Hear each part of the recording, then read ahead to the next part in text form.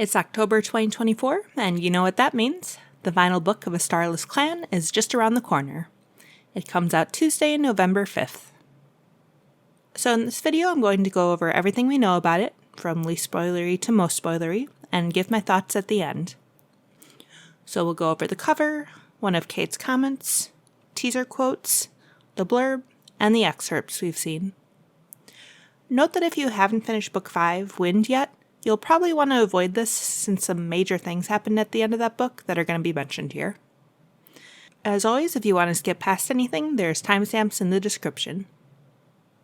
To start with, here's the cover.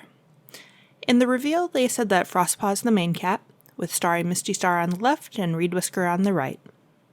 When it was revealed, Kate, the Aaron who wrote the book, shared the cover and added a comment that she feels that this is one of their best arcs, and that Frostpaw has replaced Graystripe as her favorite character, which is saying a lot considering how many years it's been.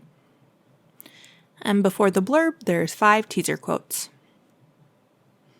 Number 1, "You have to believe me. It's all going smoothly. This is part of my plan." Number 2, "Did you think I couldn't hurt you?" Number 3, "You remember what I said I'd do if you didn't fight." Number 4, "We're waiting for you. Please come back." And the last one, "This is your world, not mine. I'm only here because you wanted me." And here's the blurb. Will StarClan forsake RiverClan completely, or will the cats find their way back to the light? This final book in the epic Starless Clan arc, the 8th arc in the mega-selling Warrior series, answers readers' most burning questions about the fate of RiverClan. Can a clan that has turned on itself ever truly recover? The fate of all clanhood hangs in the balance. After killing Hairlight and pronouncing himself leader of RiverClan, Splashtail's thirst for power has only grown. Soon, his greed threatens the safety of not only RiverClan, but all clans. Yet Splashtail's trickery knows no bounds, and the clans find themselves in more danger than they could have imagined. Only one thing is certain. They will have to work as one to defeat Splashtail before he tears them apart. And as usual, the official Warrior site put out an excerpt to the first 3 chapters, so I'll recap those quick here. The prologue is from Splashtail's point of view, not long before the end of the last book, Wind. He's dreaming and Curlfeather shows up. She taunts him about doing a terrible job leading RiverClan, and promises him that between murdering her, trying to kill her kit, and the clan's current state, she'll never leave him be until he fails.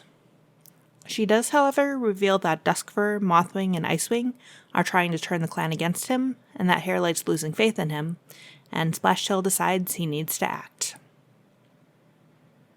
The first chapter, Nighthearts, picks up where the last book ended, with our 3 protagonists spying on RiverClan, and witnessing Splashtail killing his deputy Hairlight, and declaring Sunbeam's mother Berryheart as his new deputy. They leave and search for the 3 RiverClan cats who left, Duskfur, Mothwing, and Icewing, and find them near a 2-leg camp, but Mothwing has an infected injury.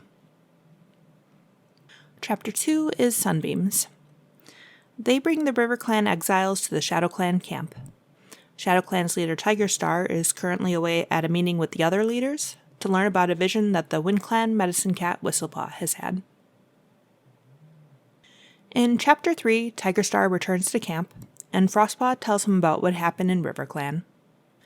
He tells them about Whistlepaw's vision, which of course is what kicked off the events of Ivy Pool's heart. A patrol consisting of 1 cat from each clan is going to leave to deal with that, and Icewing decides to leave to represent RiverClan and get out of Splashtail's reach. Berryheart stumbles into camp, claiming that RiverClan has driven Splashtail out, but that the clan desperately needs help to rebuild their dens and treat their injured. Tigerstar, Frostpaw, the ShadowClan medicine cat Petalshine, and a few ShadowClan warriors go. Petalshine heads to the camp to help with the wounded, while the others go to the island where Splashtail has apparently fled to. But it turns out that it's a trap. Once the ShadowClan cats cross, RiverClan warriors block their way. Between their leader trapped on the island and Medicine Cat probably being captured at the RiverClan camp, they know that things are about to get bad for ShadowClan. And then, just like Ivy Pool's heart, Blackstone Library has a brief excerpt from a random chapter in the book. And this time it's the second to last chapter, chapter 22. So again, beware of spoilers here. They're not as big as I would have expected, but there are still some. After Splashtail has presumably been defeated, Frostpaw and Mothwing head to the moon pool. Splashtail had badly injured Frostpaw, and even though Mothwing still frets over her, she's recovering well. And that's about it. It is a short sample and doesn't say who the new leader is, or Frostpaw and Whistlepaw's medicine cat names, or anything like that. And that's pretty much everything we have on the book, so I'll give my thoughts now. First, my guesses for the quotes. For the first one, I'm thinking this is probably Splashtail trying to put together some sort of plot against the other clans, maybe involving what we saw in the excerpt with him trapping the Shadow Clan cats. It could maybe be some cat enacting a plot against him, but one cat having to convince another that something's going smoothly doesn't seem to fit that. For the second, I have two guesses. Either Curlfeather threatening Splashtail, or Splashtail threatening the medicine cat Petalshine. The third is probably Splashtail or Berryheart threatening someone who didn't obey them. The fourth, I'm thinking, is most likely Frostpaw or someone else, thinking about the cats that went on the quest in Ivypool's heart. It could be as simple as someone going on a patrol or some sort of mission while others need them, though. And the fifth one, this is your world, not mine. I'm only here because you wanted me. I have no idea what this might be. Maybe a cat from the afterlife being summoned to talk to someone, but I don't know if it'd be like Curlfeather talking to Frostpaw, or maybe Galestar from Ivypool's heart, if she and her clanmates come into play, or what. As far as my thoughts on the plot, it seems like common sense that Splashtail is going to be defeated in some way or another. Whether that's by River Clan having a civil war, the other clans stepping in and having a big battle, or maybe Curlfeather herself taking physical form from the Dark Forest like an Omen of the Stars. Who knows? I'm guessing the injury that Splashtail gives Frostpaw is the belly wound they saw in a nightmare in Ivypool's heart. As for who the new leader is, my guess is Icewing. I originally kind of hoped for Mothwing or Frostpaw. It'd be a unique path for a cat to go from medicine cat to leader, and especially for an apprentice to go straight to leader.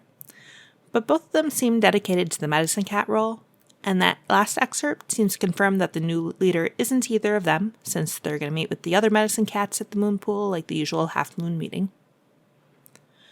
But as far as Icewing, she's seemed like a responsible cat throughout this arc, and was one of the first to turn up against Splashtail. She was featured in Ivypool's heart, so we got to know her as a character better.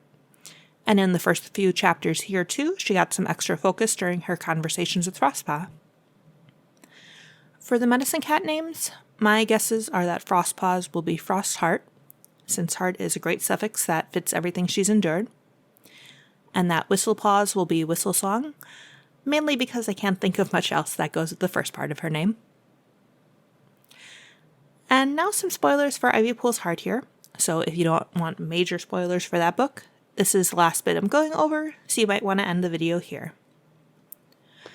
So that book involved the patrol learning that long ago, the leaders of ThunderClan and WindClan fell in love, and in order to be together, combined their clans into one, called it StormClan, and left the forest until it eventually failed, and some of them returned back to the forest to be their original clans.